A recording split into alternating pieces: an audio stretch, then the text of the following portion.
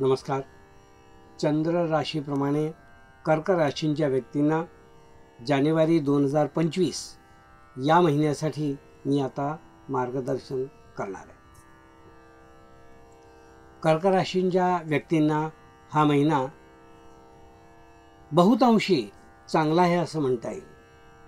म्हणजे बऱ्याच आस्पेक्टवर वेगवेगळ्या अँगलमधून त्यांना हा महिना सपोर्टिंग ग्रहमान आहे असं म्हणता येईल. त्याप्रमाणे त्यांनी त्यांचे जर दूरदृष्टी अशी ठेवली आणि दृष्टिकोन जर तसा चांगला ठेवला तर प्रत्येक गोष्टीतून त्यांना फायदा होईल. फायदा म्हणजे केवळ पैशाचा असं नव्हे, अन्य काहीसुद्धा सगळ्या दृष्टीने फायदेशीर असा हा महिना आहे असं म्हणता येईल. विशेषतः कर्क राशीच्या कलाकारांना हा महिना खूपच प्रगतिशील आहे असं म्हणता येईल. म्हणजे त्यांना काही अवॉर्ड मिळणं किंवा त्याचप्रमाणे त्यांची गव्हर्नमेंट किंवा अशा ठिकाणी नोंद होणं, त्या ठिकाणी काही पुरस्कारासाठी त्यांना पुढाकार घेणं, अशा गोष्टी कलाकारांना याबाबतीत दिसून येतात. वादक किंवा स्टेज आर्टिस्ट या आर्टिस्ट कलाकारांना हा महिना खूपच चांगला आहे असं म्हणता येईल. त्याप्रमाणे काही वेळेला अशा गोष्टी असतात की आपण काही अर्ज सादर करायचे असतात पुरस्कारासाठी, तर या महिन्यात जर अशा पुरस्कारासाठी अर्ज करण्याची जर संधी आली आणि जर ते तुम्ही केलं तर तुम्हाला निश्चित त्याचा फायदा होईल असं मला दिसून येतं. म्हणजे कलाकारांना हा महिना विशेष करून फायदेशीर आहे. त्यांच्या कलेची खूप यावेळेला वाहवा केली जाईल असं या ठिकाणी दिसून येतं. कर्क राशींच्या व्यक्तींना मी या महिन्यात असं सांगू इच्छितो की साधारणपणे या महिन्याचा पूर्वार्ध जो आहे त्या पूर्वार्धामध्ये आपल्याला पोटाचे विकार काही प्रमाणात त्रास देऊ शकतात. म्हणजे वेळी अवेळी खाणं किंवा खूप उशिरा खाणं किंवा आपल्याला जे पचत नाही किंवा पथ्य आहे तेच नेमकं खाणं, या सगळ्याचा तुम्हाला काही ना काहीतरी त्रास हा होणार आहे. त्यामुळे आपलं पथ्य किंवा ज्या गोष्टी आपण टाळायच्या आहेत त्या टाळा, नाहीतर आरोग्यावर परिणाम होणार हे ठरलेलं आहे. पथ्य हेच औषध आहे असं आयुर्वेद म्हणतं. पथ्य चांगलं केलं तर औषध घ्यायची गरज भासत नाही. आणि ते पथ्य जो तुम्ही केलं तर तुम्हाला या महिन्यात विशेष काही तुमच्या आरोग्याकडे लक्ष द्यावं अशी काही वेळ येणार नाही. पण ते जर नाही केलं तर मात्र तुम्हाला हा महिना पोटांच्या विकाराचा आहे असं म्हणता येईल. तर ते आता तुम्ही ठरवायचं आहे की आपण नेमकं काय करायचं आहे आणि कशी ह्याच्यामध्ये मात करायची.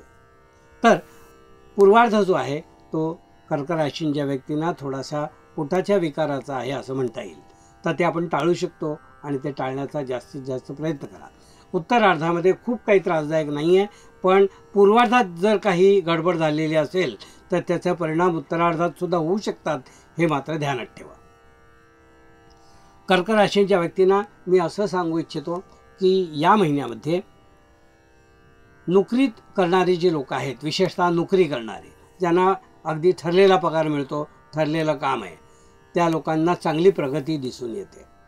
म्हणजे काही वेळेला वाहवा मिळणे किंवा ॲप्रिशिएशन मिळणे, नोकरी करणारे लोक असे काही काही वेळा कंटाळलेले असतात. कारण रोज तेच काम, रोज तीच माणसं, सगळं रोज रोज रोज त्यांना कंटाळा आलेला असतो.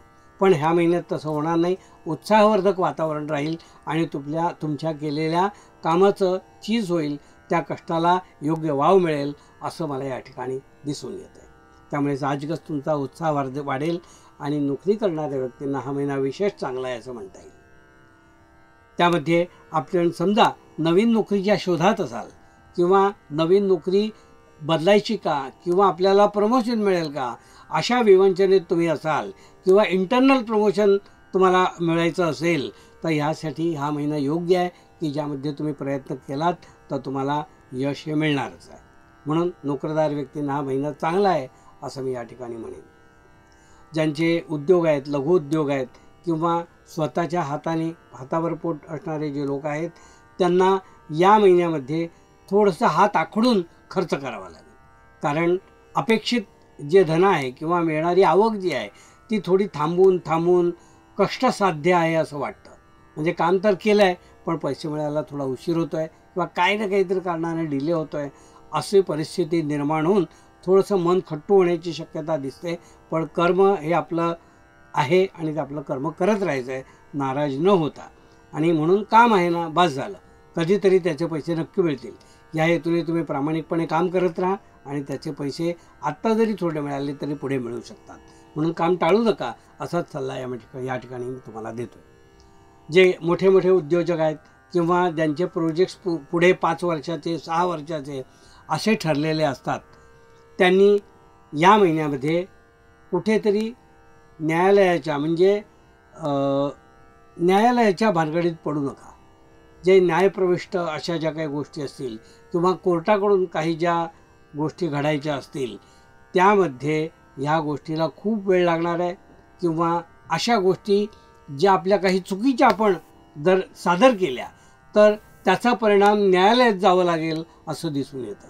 म्हणून खोटं काहीही सादर करू नका.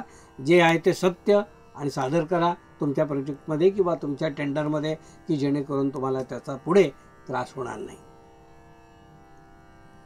शिक्षण घेणारी जी मुलं आहेत कर्क राशीची, त्यांना मी या ठिकाणी असं सांगू इच्छितो की या महिन्यामध्ये आपल्याला मानसिक थोडंसं खच्चीकरण केलं जाईल. कारण आपण जे काही अभ्यास करतो त्याची वाहवा जर झाली नाही किंवा योग्य ॲप्रिसिएशन मिळालं नाही किंवा आपण जे काही तुम्ही जर्नल्स वगैरे जी काही भरता किंवा त्यामध्ये जे काही लिहिता त्यामध्ये तुम्हाला तुमच्या चुका काढल्या जातील किंवा त्या ठिकाणी तुम्हाला ओरलमध्ये किंवा अशा ठिकाणी तुम्हाला थोडंसं तुम्ही मागे पडाल असं दिसून येतं.